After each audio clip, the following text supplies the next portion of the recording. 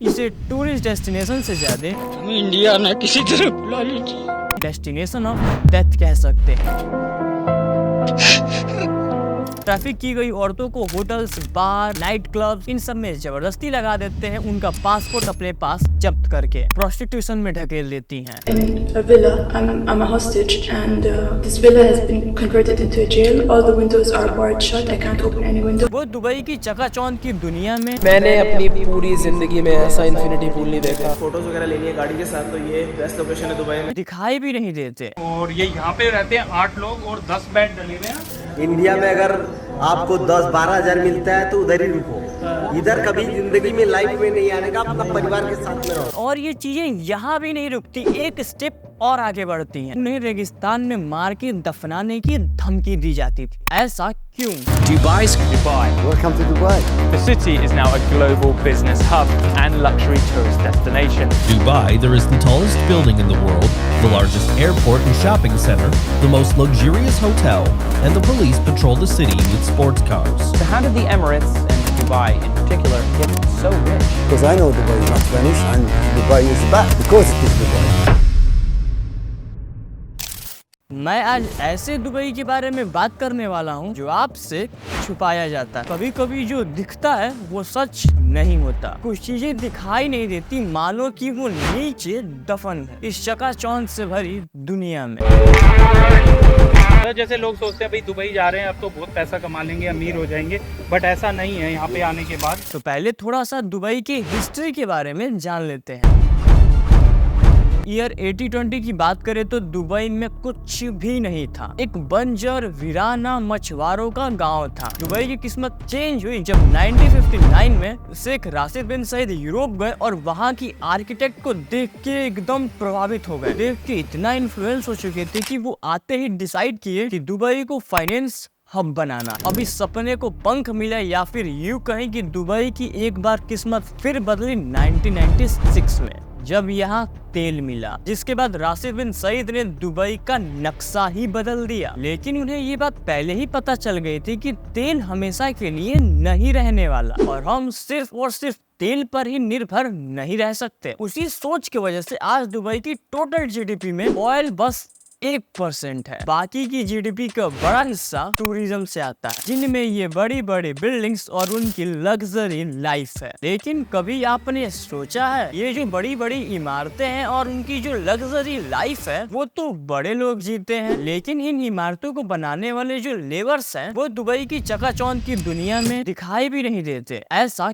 क्यों? के ऊपर दुबई की एक डार्क साइड दिखाने के लिए बहुत ही अच्छी मूवी बनी है, दी गोट लाइफ। इसे एक बार जरूर देखें। 15 दिसंबर 2018 में पब्लिश आर्टिकल में आप साफ पढ़ सकते हैं, ये जो दुबई इतना फास्ट ग्रो हुआ है वो हजारों लाखों मजदूरों की जिंदगी को एक्सप्लॉइट करके हुआ है। हमें इंडिया में किसी तरह बुला लीजिए। इसे टूरिस्ट डेस्टिनेशन से ज्यादा डेस्टिनेशन ऑफ डेथ कह सकते हैं। पाकिस्तान, इंडिया, नेपाल, भूटान, श्रीलंका इन जैसे देशों से जो गरीब होते हैं, एजेंट द्वारा उनको अच्छी नौकरी का झांसा देके एक अच्छी लाइफ स्टाइल बताकर ले जाते हैं। ले जाने के बाद उनकी लाइफ को एक्सप्लॉइट कर देते हैं। कई लोग हैं जिनको इंडिया के हिसाब से, अपने देश के हिसाब से अच्छे पैसे तो मिलते हैं, लेकिन उनकी आड़ में कुछ ऐसे लोग भी फंस जाते हैं जिनको वहाँ पर एक स्लेव की तरह रखा जाता है। उनकी ऊँटें, उनके भेड़, उनकी देखभाल करो और उन्हीं के साथ रहो, और बदले में क्या मिलेगा? 2 वक्त की सूखी रोटी। पानी के लिए वो तरस जाते हैं क्योंकि उन्हें मेन सिटी में नहीं, कहीं दूर रेगिस्तान में ले जाया जाता है गुलामी करवाने। इंडिया में अगर आपको 10-12 हजार मिलता है तो उधर ही रुको, इधर कभी जिंदगी में लाइफ में नहीं आने का, अपना परिवार के साथ में रहो। दुबई फाइनेंस हब का तो पता नहीं, मॉडर्न स्लेवरी हब बन गया है। ये सारे मजदूर एक सिस्टम के तहत जाते हैं। वो सिस्टम है कफाला सिस्टम। ये एक ऐसा सिस्टम है जो एक एम्प्लॉयर को जो काम करने के लिए मजदूरों को बुलाते हैं, उसके बाद जो मजदूर दुबई आते हैं उनके दुबई आते ही इनसे उनका पासपोर्ट छीन लिया जाता है और वो बिना अपने मालिक की इजाजत से देश भी नहीं छोड़ सकता। ये एक ऐसा सिस्टम है जिसे गवर्नमेंट ने खुद बनाया है। क्या आपको लगता है कि जिसने मजदूरों को इतना झांसा देकर अपने देश में बुलाया है, जिनसे गुलामी करवा रहा है, वो वापस उसे जाने देगा? 10 से 12 लोगों को एक ही छोटे कमरे में सुलाया जाता है। हेल्थ केयर तो भूल ही जाओ। और ये यहाँ पे रहते हैं 8 लोग और 10 बेड डले हुए हैं। बस यहीं तक नहीं, दुबई ह्यूमन ट्रैफिकिंग का भी हब है। अगर सिंपल वर्ड में बोले तो दुबई मिडिल ईस्ट का लॉस वेगास है। एक आर्टिकल के अनुसार एक लेडी क्रिस्टियाना एक क्रिश्चियन गोल्ड को वुमेन ट्रैफिकिंग का रिंग लीडर कहा गया है। ये बेसिकली अफ्रीकन वुमेन को अच्छे जॉब्स का लालच देके बुलाती है, उसके बाद प्रोस्टिट्यूशन में ढकेल देती है। ट्रैफिक की गई औरतों को hotels, bar, night club in सब में जबरदस्ती लगा देते हैं, उनका पासपोर्ट अपने पास जब्त करके। इस आर्टिकल में तो ये भी कहा गया है कि अगर कोई क्रिस्टीना की बात नहीं मानती थी, जो भागना चाहती थी, उन्हें रेगिस्तान में मार के दफनाने की धमकी दी जाती थी। और अगर जो प्रेशर में आके काम करती भी थी, जिनके पास कोई चारा नहीं बचा था, वो अगर कम पैसे कमाती थी, उन्हें कई दिन तक बंद करके खाना नहीं दिया जाता। और अगर कोई फिर भी मना करे, उनको अजीबोगरीब तरीके से टॉर्चर किया जाता था। उनके प्राइवेट पार्ट पे रेड चिली पाउडर और पता ना क्या क्या। दुबई एक इस्लामिक कंट्री है, लेकिन फिर भी ह्यूमन ट्रैफिकिंग, प्रोस्टिट्यूशन वहाँ पे मौजूद बार, होटल्स, स्पा, मसाज पार्लर में खुलेआम हो रहा है। ये सब चीजें आपने कहीं ना कहीं तो सुना ही होगा या फिर पढ़ा ही होगा, लेकिन अब जो मैं बताने वाला हूँ वो और भी अजीब है। ये एक ऐसा डिजायर है जो वहाँ के मौजूद अल्ट्रा रिच लोग करते हैं। वहाँ पर अगर किसी भी शो में अगर कोई मॉडल आ रही है दूसरे कंट्रीज से, वहाँ पे ये अल्ट्रा रिच लोग पहुँच जाते हैं और अगर कोई मॉडल पसंद आ गई तो उनको पैसे ऑफर करते हैं, या यूं कहें कि बोली लगाते हैं उनके साथ कुछ टाइम स्पेंड करने के लिए। शॉकिंग बात ये है कि इस्लाम में ये सब चीजें हराम है, लेकिन फिर भी वहाँ पे खुलेआम चल रहा है। और ये चीजें यहाँ भी नहीं रुकती, एक स्टेप और आगे बढ़ती हैं। जो वहाँ के एमिरेट्स से उनके पास इतने पैसे होते हैं कि वो अपनी अजीब अजीब फेटिश पूरा करते हैं, किसी भी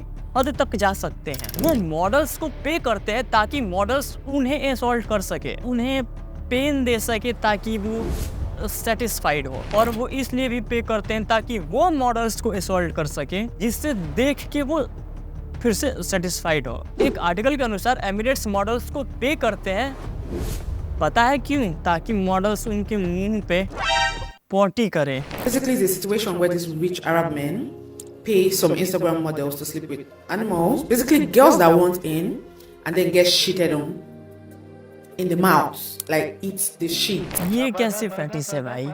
देखो दुबई में सब कुछ है, एक अच्छी लाइफस्टाइल भी है। जो तुम बोलो वो है दुबई में। तुम्हें यहाँ पर ये चीज समझना है कि हर चीज के पॉजिटिव के साथ साथ नेगेटिव चीजें भी होती हैं। दुबई में कुछ ज्यादा ही नेगेटिव है। और जब हम सोशल मीडिया पे दुबई की अलग ही इमेज देखते हैं, अपने माइंड में एक अलग ही इमेज बना लेते हैं और उससे प्रभावित हो जाते हैं, वो गलत है। अगर आपको थोड़ा सा भी लगता है कि दुबई नहीं तो कुछ भी नहीं, फिर तो आपकी सोच में थोड़ी सी प्रॉब्लम है। वहाँ पे जितना भी तुम लग्जरी लाइफस्टाइल देख रहे हो, लेवियस चीजें देख रहे हो, उसे बनाया ही वैसा गया है, वही सोच के बनाया गया। बनाने वाले के दिमाग में बस एक ही चीज थी कि इसे टूरिज्म का हब बनाना है। सिंपल सी बात ये है कि वहाँ पे जितनी ज्यादा चमक उतना ही डार्कनेस। दुबई ने नेचर के साथ भी खेलना शुरू कर दिया, आर्टिफिशियल रेन, जिसका एक भयावह रिजल्ट हमें कुछ महीने पहले ही देखने को मिला, जब नेचर ने भी उनके साथ खेलना शुरू कर दिया। दुबई डूब गया। पानी के साथ साथ आए दिन वहाँ पर विंड स्टॉर्म भी आ रहे हैं, जिसके अंदर दुबई रेत में